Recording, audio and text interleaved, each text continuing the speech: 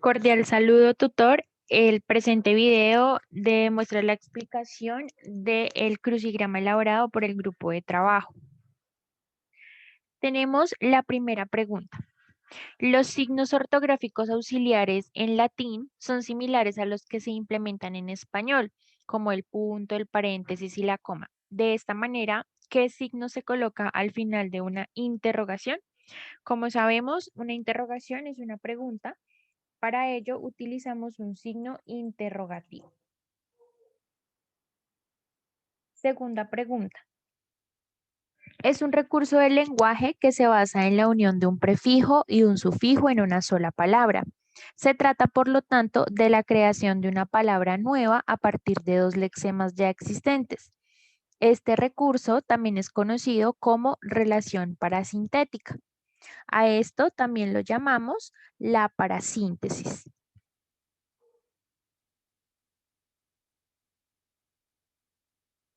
Pregunta número 3. Es un segmento fonológico que se coloca junto a la raíz para señalar un cierto accidente de la flexión, o sea, la alteración que experimentan los términos para codificar determinados contenidos gramaticales. Aquí en la tercera respuesta tenemos la desinencia.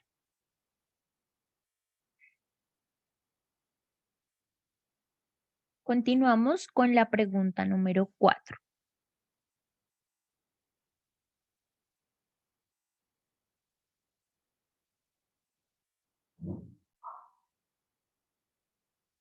Pregunta número 4. En el latín no hay palabras argumentadas, salvo unas pocas que han perdido una vocal. A la definición anterior se le señala como acentuación.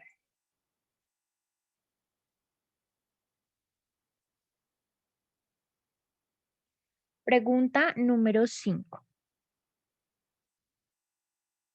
Es un procedimiento morfológico de las lenguas para crear neologismos, esto es, nuevas palabras. Consiste en coordinar dos o más lexemas o raíces, esto es, partes invariables de palabra, para formar una nueva que constituye una unidad semántica y sintáctica. A ello se le denomina como composición.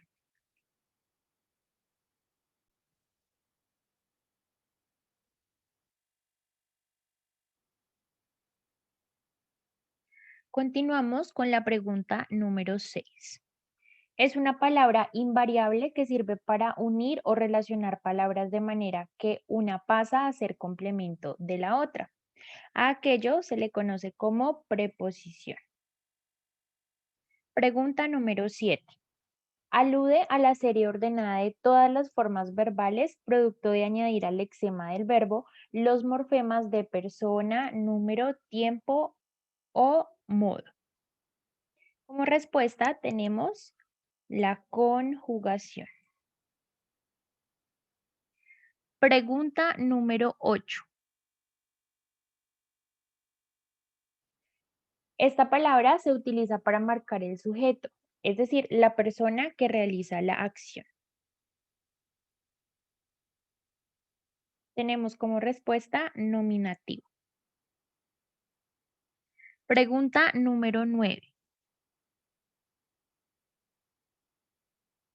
Expresa el complemento objeto directo y algunas veces algún tiempo de complemento circunstancial. Aquí tenemos el régimen acusativo. Pregunta número 10. Es aquello que se dice sobre el sujeto y consiste en un verbo con o sin modificadores. La respuesta es predicado. Pregunta número 11. ¿Cómo se le denomina la declinación de un sustantivo en latín, aquella que permite conocer la declinación y el tema o raíz de la palabra? Tenemos como respuesta el régimen genitivo. Pregunta número 12.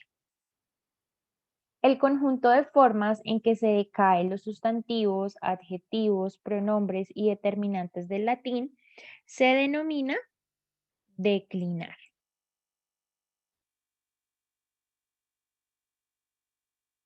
Continuamos con la pregunta número 13.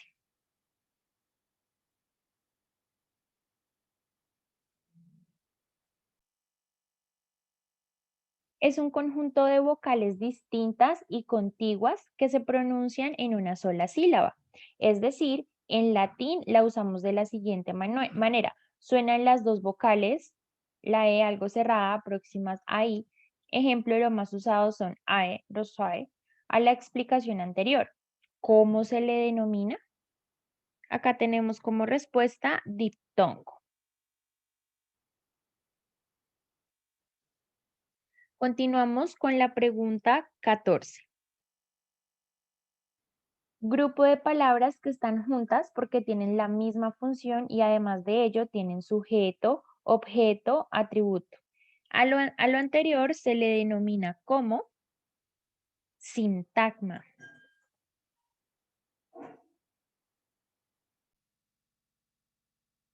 Continuamos con la pregunta 15. La unión de una base o lexema y un morfema derivativo es un criterio.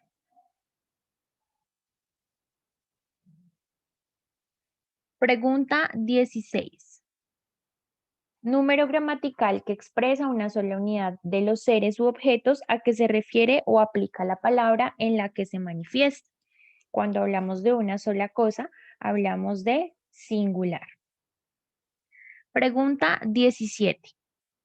En castellano, normalmente formamos el plural añadiendo una S al singular. En latín, también pasa de singular a plural cambiando el final de la palabra. Esto sucede con el número. Pregunta número 18. Es un elemento lingüístico recurrente que, precediendo inmediatamente en una palabra dada las desinencias gramaticales o flexionales explícitas o implícitas, tiene como función el sufijo. Continuamos con la pregunta número 19. Sirve para situar la acción del verbo en cualquiera de los momentos del transcurrir temporal. Puede ser en el pasado, en el presente o en el futuro. A esto se le denomina el tiempo. Pregunta número 20.